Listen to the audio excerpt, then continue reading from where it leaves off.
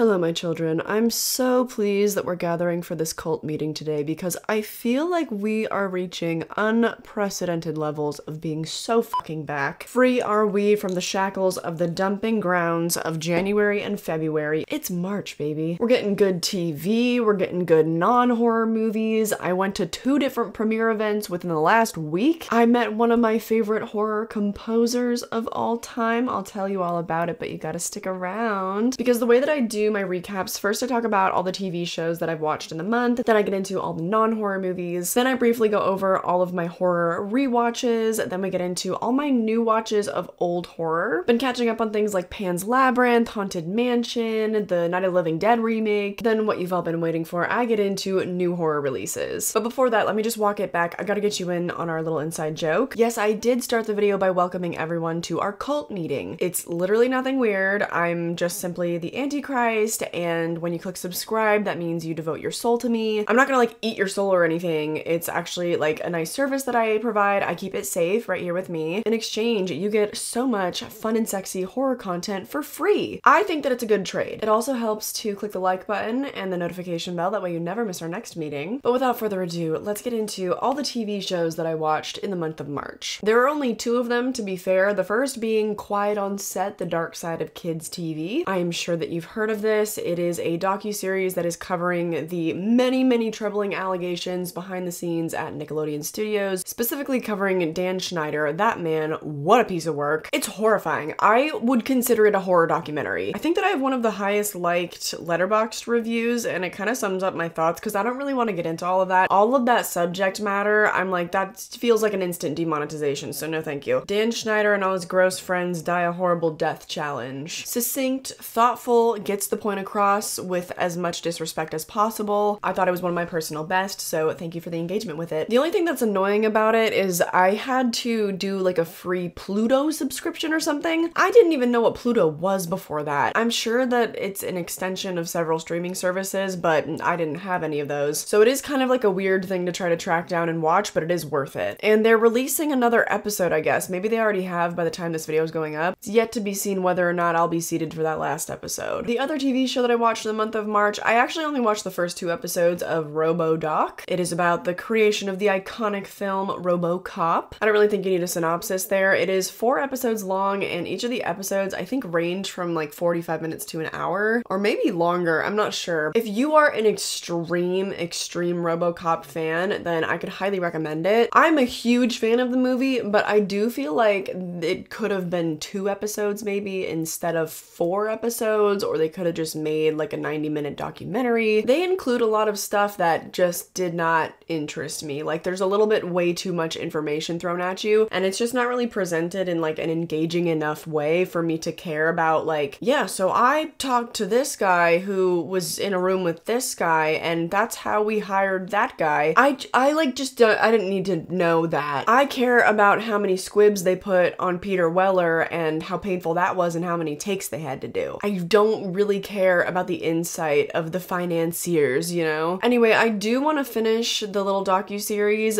but I realized that it's been a long time since I've watched RoboCop, and I kind of don't want spoilers for things that I forgot that happened in the movie. So I was like, let me wait and I'll rewatch RoboCop and then I'll finish it. That does it for TV though, so moving on to all the non-horror movies of the month. First up, we have Palm Springs. I'm not even going to talk about this because I watched it less than a year ago, so I talked about it less than a year ago, and that was my second time watching it back then, so I've already talked enough about it. I love that movie. Next up, we have Anatomy of a Fall. This is now an Oscar-winning film. I'm actually about to get into a lot of the Academy Award nominated films because I was binging them before the Oscars. In Anatomy of a Fall, a woman is suspected of her husband's murder, and their blind son faces a moral dilemma as the sole witness. I'm trying to think of what other courtroom drama movies or shows that I've seen, and I kind of draw a blank. Oh, I like the TV show Bull. I feel like that show is done really well. Other than that, I'm kind of a stranger to courtroom dramas, but I loved this movie. I thought it was a perfect film. The acting performances carry this movie so heavily, as does the direction, the camera work. It is a beautiful movie all around, but it's pretty basic in its setting and location, because you're kind of really only in the house where the incident occurred and then also in the courtroom. So it's a pretty small movie, but it feels so grand. Everything about the direction is just so meticulous. One of my absolute favorite shots that comes to mind is when the child is on the stand and he's speaking his piece and he's kind of being cross-examined. The camera will follow the voices. So we're on the child, but you hear the voices coming at him from all these different directions behind you, or like behind the camera, but you feel so involved. So you feel like they are kind of coming from all around you. And even though the camera is on the child, you feel so much for him. You feel like you're in his place. So many excellent, just detailed,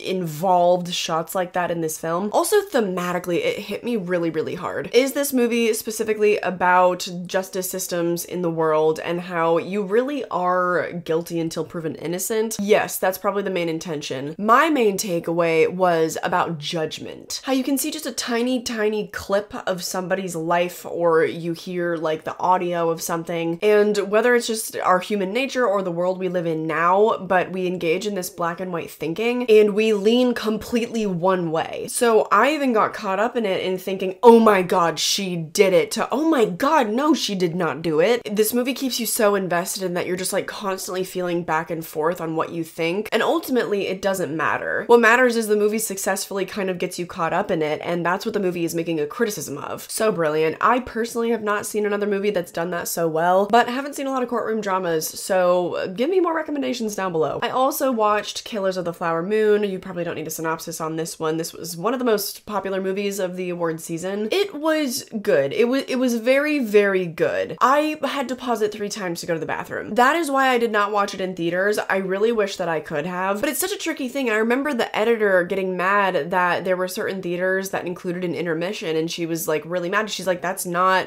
how you're intended to watch this film. Why would they do this? That was not part of their contract or whatever. And I'm like, but 3.5 hours? Listen, the discourse about movies being too long is so tired. I agree. I just want to make the point that it's like, okay, but you can't have it both ways because people gotta pee. We gotta go. I thought the intermission was a good idea because I'm like, oh, that would have been great. I wish my theater did that because then I could go to the bathroom and then I wouldn't miss any of the movie. I know I'm also really late to this discourse. It does not matter. I felt that this movie could have worked really well as a limited series. I was feeling that runtime. Whereas Anatomy of a Fall, yes, it is an hour shorter than Killers of the Flower Moon, but still 2.5 hours. I did not feel that runtime at all. That blew right by because I just was so locked in. Killers of the Flower Moon, just kind of not my pace. I still give it 4 stars. Like, it's a great film. It's very, very good. It's not one that I could ever rewatch. Up next is The Holdovers, and I don't think you need a synopsis for this one. This was also one of the most popular, like, American nominated movies. This one I also thought was very, very good. It was just very safe. It was predictable. It was not something that I hadn't seen before, save for the fact that aesthetically it was gorgeous. It felt like a movie that was pulled straight out of the 70s or 80s, mostly for the better, because if you miss that style of cinema from back then it's a wonderful movie. Really immerses you in that time period, and it's gorgeous. Cinematography and the composition, everything, love it. Shot on film. But that said, it also feels like it's not anything that you haven't seen before. It's okay every once in a while, though, to have a movie that doesn't really take risks. It was still a good time. Next up, we have Humbly Super Famous. You will see soon that I was very much on a Thomas F. Wilson bender. This is a documentary that is completely self-produced by Thomas F. Wilson. You can watch it for free here on YouTube. It just released about a month ago. It's just about his perspective at his level of fame, and he interviews all of his family members and how it affects them. You get a lot of insight into what his life is like and his relationship to the other Back to the Future cast members, his relationship to the fans. It's basically a vlog, though, with this one talking head of Thomas F. Wilson throughout, because it is entirely self-produced, so it's not gonna win any technical awards. There are a lot of issues with the audio, so if you have any type of aversion to static and that really grates on your nerves, then that's a little bit tough with this one, but I loved it. It literally made me cry, I think at 2 different times. He just seems like such a cool, genuine dude. I really do hope that I get to meet the cast of Back to the Future someday. Pretty straightforward, can highly recommend that one. Up next we have Looper, which is a Rian Johnson film from 2012. In a future society, time travel exists, but it's only available to those with the means to pay for it on the black market. When the mob wants to eliminate someone, it sends the target into the past, where a hitman known as a looper lies in wait to finish the job. Joe is one such hired gun, and he does his job well, until the day his bosses decide to close the loop and send Joe's future self back in time to be killed. I'm so glad that I finally caught up on this one because I'm such a Rian Johnson girl. I love Knives Out. This movie was really strange. The dystopian vibes of it reminded me a little bit of Lee Whannell's Upgrade. Not to the same fun cyberpunk kind of aesthetic level. It just had that similar kind of gritty feeling to it. I love time travel movies, obviously, given what I was just talking about. This is probably the most unique and least whimsical take on it that I've ever seen. It's not the type of movie that I would typically watch because it is just a little bit dark for my taste, a little bit less escapist, and a little bit more let's confront what humanity's downfalls are. They use some pretty intense allegory in this movie, which I don't want to spoil because it was a really weird surprise to me. Kind of want to leave that fresh for you if you haven't seen it. The way I read it, the allegory was representative of the cycles of poverty, and I thought that using these time loops and time travel was such an interesting method of exploring that. What really tripped me up though was the way that Joseph Gordon-Levitt looked, because they totally did his makeup and gave him contacts to look more like a young Bruce Willis. I really hate to say that I don't think the effect was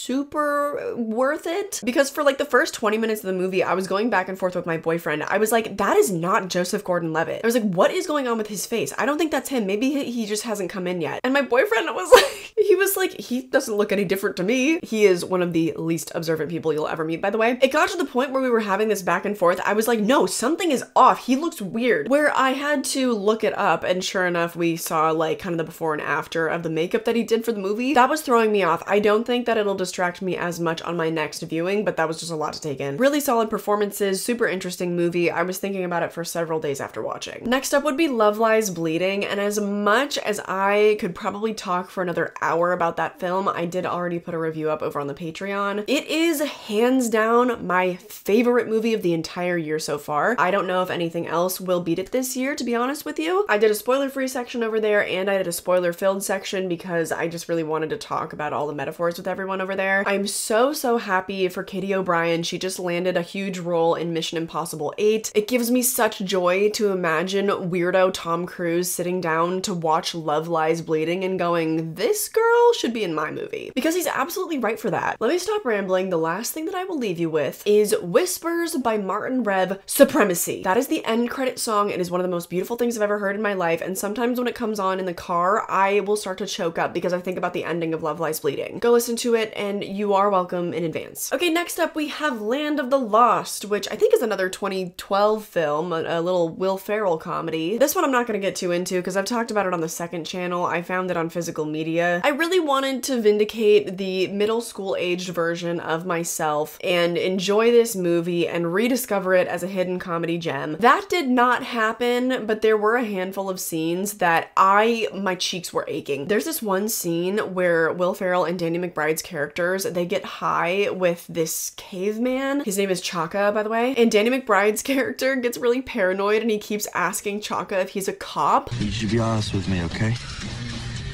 You a cop? Seriously, by law, you have to tell me if you're a police officer.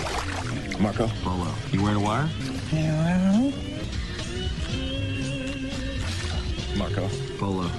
Oh, I was rolling, but that was one of the only funny things about that movie, unfortunately. So I wasn't vindicated, but I'm gonna hold on to that DVD just for the memories, for the nostalgia. Next up, guess who finally watched Casper, you guys? Could you even believe it took me until 24 years old to watch this film? Casper is a kind young ghost who peacefully haunts a mansion in Maine. When specialist James Harvey arrives to communicate with Casper and his fellow spirits, he brings along his teenage daughter, Kat. Casper quickly falls in love with Kat, but their budding relationship is complicated not only by his transparent state, but also by his troublemaking apparition uncles and their mischievous antics. Watching this movie was about tending to my inner child. I felt like I was 9 years old all over again. I'm so sad that I waited till I was an adult to watch this movie. It just was never on my radar as a kid. Like, I feel like I knew of it, but maybe it just was never in my eye line when we went to Blockbuster or, you know, my local video rental store. Don't know why I'd never seen it. That one and Hocus Pocus took me way too long to watch, but I loved it. I feel like it's so different these days. Now kids movies have almost no appeal to me, but even though I'm 24, I was able to fall in love with Casper. Yeah, it's weird. There's some things that they couldn't get away with now that are in the movie. I'm not gonna keep harping on the can I keep you thing though, but I don't know what happened. I feel like media got really dumbed down for children in the last 30 years. It makes me so sad because children are among some of the smartest people in society, and this movie was just a stark reminder of that. Like, yeah, there's some lowbrow highbrow humor and some dumb stuff, and there's not that much plot. The whole movie kind of just services these goofy bits because you can tell that the filmmakers were having a blast with all this new technology. They're like, wow, with CG, we can make it look like a ghost is getting sucked up by a vacuum. I was feeling their joy radiating from the making of this film. Had a great time. I don't think the movie would be what it is without Christina Ricci. She elevates every single thing that she is in. She has done it since she was a little itty bitty child. Loved it. So happy that I finally watched Casper. Next up would be House Bunny. I rewatched this movie. This was during one of my recovery days after our last shooting weekend. We're now in post-production for my next short horror film. You can donate to that linked down below, by the way. The whole day after that second weekend, I was really in the mood for early 2000s trash. House Bunny is definitely not trash, but it's not like the peak of cinema. I had totally forgotten that Emma Stone was in it, and I love the cast. Like, Kat Dennings came out of nowhere, forgot she was in that. It's way more wholesome and less funny than I thought it was going to be. Loved it. 4-star film. Next up is Ghostbusters Frozen Empire, and I did give this a solo review over on the Patreon, so check that out. It is totally spoiler free if you haven't seen it yet, so go join us over there. All I will say is that I liked the movie. I would recommend it. I don't know why everyone hates this one and I like it, and why everybody loved Afterlife and I did not like Afterlife. I have some unpopular opinions in that Patreon video, so I think it's worth checking out. Lastly, for non-horror, we have Ferris Bueller's Day Off. Just was in the mood to give this one a rewatch. It had been like 5 years since I'd seen the movie. It's just simply a feel-good film, which doesn't make sense to me because it is a little bit nihilistic. The conversations these teenagers have where they're like, we're gonna graduate and then what? Like, I don't know what I'm gonna do with my life. I feel like I'm not gonna do anything. What do you think Ferris is gonna do? You know, Ferris is this outlandish character. He grabs life by the horns, and Cameron is like, oh, he's probably gonna end up flipping burgers. And it just makes me think, like, how many kids like Ferris Bueller existed and then their spirit was crushed by the crippling weight of the world? And how many Ferris Buellers did end up just like working in customer service positions and getting sidelined by society? It's really deep. I don't know if the movie meant to make me feel that deeply, but then he started singing on the parade float and Twist and Shout came on, and I was like serenading my boyfriend and I was singing along to the song. And it's just moments like that that remind you why life is worth living. Anyway, let's move on briefly to my horror rewatches. First up would be Jennifer's Body, because I did release a huge deep dive of that film for Women's History Month a few weeks ago. We also watched The Slumber Party Massacre together as part of a watch-along stream, and then the next week we watched Slumber Party Massacre 2, because those are both directed by women. And then I thought for the last week of Women's History Month we would watch a movie with an underrated final girl, so we watched You're Next together as well. I also rewatched April Fool's Day, and that was what sparked me to dive a little bit more deeply into Thomas F. Wilson. I think it was in February that my boyfriend and I watched the entirety of the Back to the Future trilogy, and I'd totally forgotten that he was in April Fool's Day, and I was like, oh my god, I think that I have a crush on young Thomas F. Wilson. April Fool's Day is great, very underrated. My last rewatch would be I Am Legend, which I hadn't seen since I was like 12 years old. That was part of my bed rotting day after production. I watched that before I watched House Bunny. Like I said, was really in the mood for early 2000s blockbusters, comedies, that kind of stuff. I really enjoyed it. I thought that it aged surprisingly well. Not the best movie that I've ever seen, but I would certainly watch it again. Now it's time to get into my new watches of old horror, starting with Pan's Labyrinth. This was directed by Guillermo del Toro. It was released in 2006. It's 1944 and the Allies have invaded Nazi-held Europe. In Spain, a troop of soldiers are sent to a remote forest to flush out the rebels. They are led by Captain Vidal, a murdering sadist, and with him are his new wife Carmen and her daughter from a previous marriage. Ophelia witnesses her stepfather's sadistic brutality and is drawn into Pan's Labyrinth, a magical world of mythical beings. You guys, I don't really want to talk about this because I feel really bad that I did not like the movie. I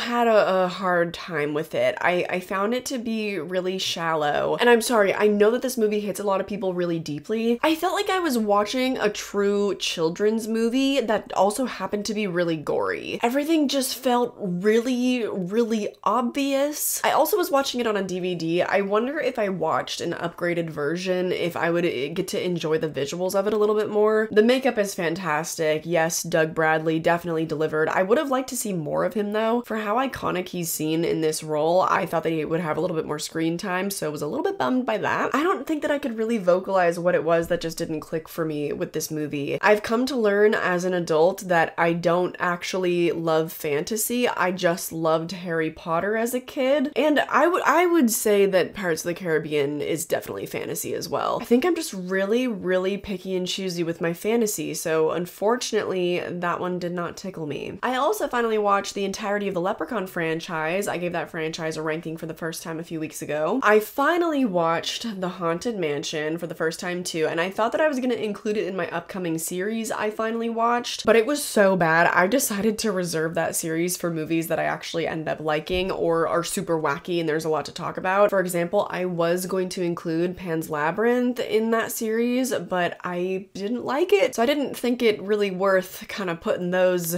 bad vibes out there. Anyways, The Haunted Mansion was terrible. I do actually think that the newer version that came out last year was much, much better. Just wasn't funny. The effects are so ugly. Granted, I did watch it on a 20-year-old DVD that I found at Goodwill, but just one of the ugliest movies I've ever seen. Not even sweet Jennifer Tilly could save the movie for me. Next up we have Rave, which I did talk at length about this movie in Monday's video, which is on my second channel. It was the first Horror Pack exclusive that I've watched the entirety of, so I do think that that is saying something in terms of the quality, but that's a really low bar to hit, so I actually take that back. I would go watch that video for my more in-depth thoughts. I don't want to just repeat myself here, but seeing as I was getting rid of my Blu-ray, I can tell you that I did not recommend it. Next up would be Mimic, which is another Del Toro film. When a cockroach spread plague threatens to decimate the child population of New York City, evolutionary biologist Susan Tyler and her research associates rig up a species of Judas bugs and introduce them into the environment, where they will mimic the diseased roaches and infiltrate their grubby habitants. So far so good, until the bugs keep on evolving and learn to mimic their next prey, humans. Yeah, so I was in the mood for 90s sci-fi because last month I watched Species for the first time, and Mimic had to live up to that, which I just did not feel like it accomplished. Maybe I'm just not that big into early Del Toro. Maybe I only like his post-2010 stuff. I'm not sure, honestly. But I just decided that I only have room in my heart for one so bad it's good 90s sci-fi movie, and Mimic ended up not being the one. I am gonna hold on to my DVD though. I do want to rewatch it someday. I feel like on a rewatch I might like it more. Could happen. I definitely do want to give it another chance. Had some really good practical effects, but then it also had some really unfortunate late 90s CG effects too, which Species did as well, don't get me wrong. But Species also had a story that interested me a lot more than Mimic. I just didn't feel invested at all in the characters in Mimic, whereas with Species, they all were kind of quirky and I found them to be worth following. So we'll give that one another try someday. Next up we have the April Fool's Day remake from 2008. I'm not even gonna get into it with this one. This movie has a really good plot, but the movie is so terrible, it's really not worth watching. I was gonna be doing a comparison of the original to this movie, and it just was so bad. I was like, I don't even want to talk about it. Oh, same thing with the next one. We have Detention from 2011. This is starring Josh Hutcherson, who also was an executive producer on it. A teenage outcast, her friend, a nerd, and other students face terror from a serial killer who targets high school students. That's the little Google synopsis that they give you, and it's really not accurate. I felt like I watched 5 different movies within this one film, and not in a good way. I do really enjoy kind of a whiplash genre-bending film, but this one,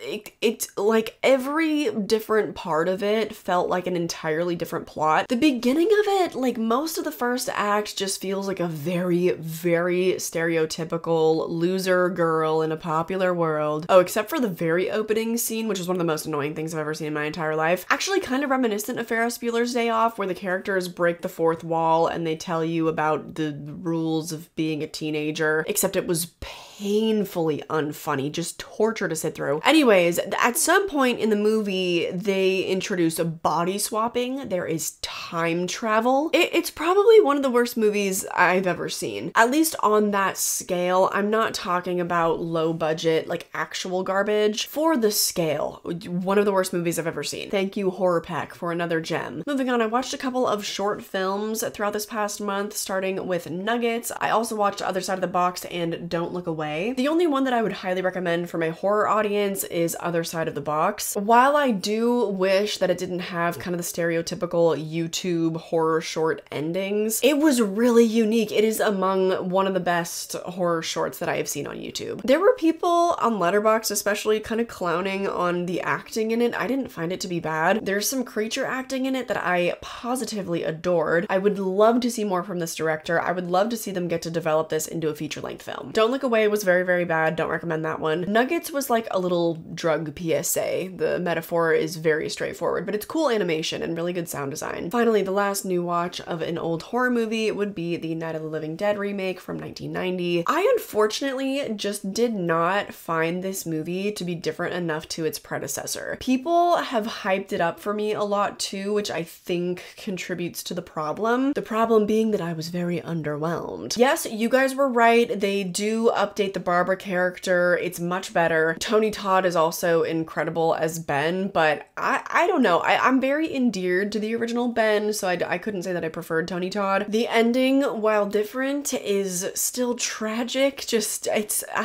hard to say I'm a fan. I hate to disappoint because people obviously love the work of Tom Savini, myself included, but all the updated makeup was just not enough for me to feel invested because I felt like I was watching kind of a shot-for-shot remake, which was not what I had expected from it, so I was a little bit bummed out by that one. But I say that we now move on to all the new horror releases of the month. There aren't that many to talk about because I do tend to give new horror releases solo reviews on my channel. For example, you can watch a solo review of Imaginary where I did a spoiler-free section and then also I watched it so you don't have to section. I also did a vlog on my second channel of going to Universal City Walk to watch Imaginary and check out all the Universal Classic Monster merch they have there now. Anyway, I also did a combined review of Late Night with the Devil and Immaculate. That was entirely spoiler-free, so if you somehow haven't seen those movies yet, go check out that video. I also did a whole breakdown of the AI situation if you're unfamiliar. Two movies that I haven't talked about though, we gotta discuss today. First of all, we have Winnie the Pooh Blood and Honey 2. I know what you might be thinking, this is a little bit of a surprise, especially because last year I was speaking very negatively of the first Blood and Honey. I think rightfully so because it was a whole situation. You should just go check out Cody Leach's video because he describes the very public feud that he had with the filmmakers for like the past year. They did finally reach out, they set up a Zoom call, they kissed and made up, and then also the composer Andrew Scott Bell, he reached out to me personally and he invited me to the premiere of Blood and Honey 2. Oh wait, I have a signed poster. Yay, yay, here it is. I also only took a picture with one of the actresses. I don't know why, but she was lovely. I did not do a good job documenting that night, but don't worry, I documented the other premiere much better. Anyway, let's talk about Blood and Honey 2. Not wanting to live in the shadows any longer, Winnie the Pooh, Piglet, Owl, and Tigger take their fight to the town of Ashdown, leaving a bloody trail of death and mayhem in their wake. I actually loved the movie. When I tell you that these filmmakers took all the criticism to heart, I mean that shit. It was a proper slasher. When I was listening to the Q&A panel, I could not believe that this movie only cost $400,000. The way they stretched that budget, it was such a gorgeous film. I thought maybe they got a different cinematographer or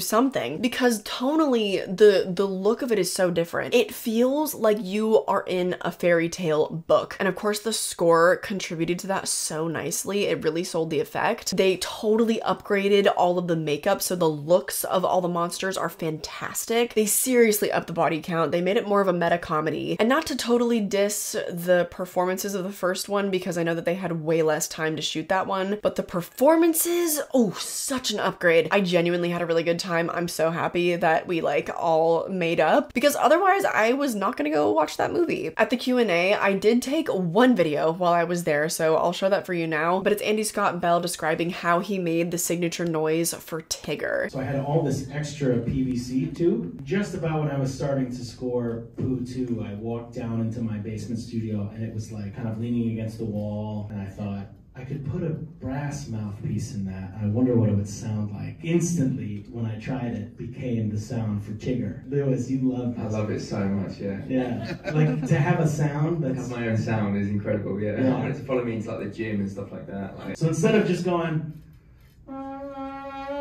I get to go like this.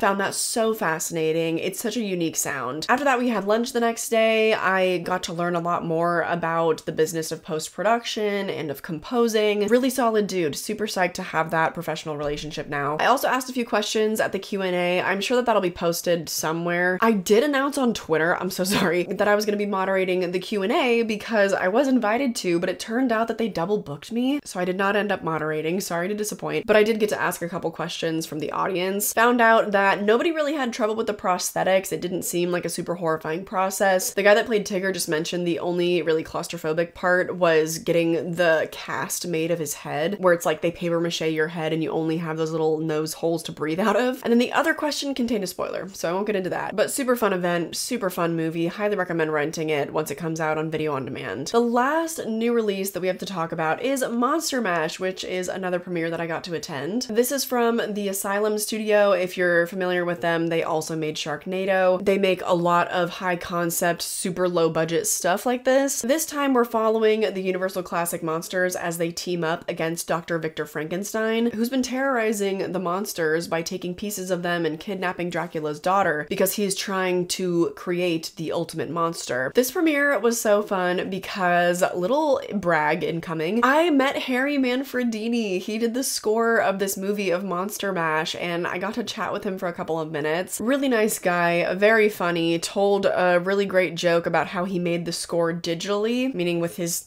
fingers. It took me a minute to get that joke. That was a little embarrassing. He offered me some of his popcorn, just a really laid back, chill dude. I also got to meet the director, Jose Prendes. He was super nice. Check out that funky suit. We took a picture together too. And then I kind of ended up becoming like the event photographer and it was super funny. I also saw again the actors from Winnie the Pooh, Blood and Honey. I don't know if anybody else from their team was there that night, but I don't know. I took a bajillion pictures. Jose also gave a little speech before the movie came on and he talked about how they had $100,000 to make this and how they only had 6 days to shoot it. That, like, my short film that's gonna be about 12 minutes long, maybe, we took 4 days to shoot that. 2 of them were maybe like half days, but you know, in film terms, a half day is like 8 or 9 hours. I cannot imagine shooting an entire feature film in 6 days. But that's Asylum Studios for you. They fund like 25 movies a year and only give filmmakers like $100,000. So through no fault of their own, the budget does really come through. It's a lot more stylized than I was expecting. The makeup is really good. The acting is also fantastic. Everybody is so